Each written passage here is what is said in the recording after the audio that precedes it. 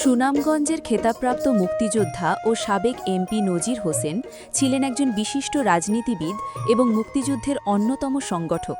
তিনি ১৯৪৮ সালে সুনামগঞ্জ জেলার তাহিরপুর উপজেলার শাহাপুর গ্রামে জন্মগ্রহণ করেন, যিনি ১৯৭১ সালে ট্যাকেরঘাট সাবসেক্টরের সহকারী অধিনায়ক হিসেবে সরাসরি মুক্তিযুদ্ধে অংশ নেন।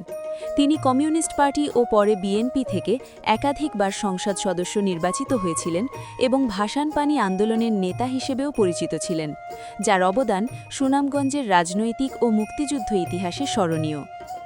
মুক্তিযুদ্ধে অবদান: ১৯৭১ সালে তিনি সুনামগঞ্জের ট্যাকেরঘাট সাবসেক্টরের সহকারী অধিনায়ক হিসেবে মুক্তিযুদ্ধে নেতৃত্ব দেন।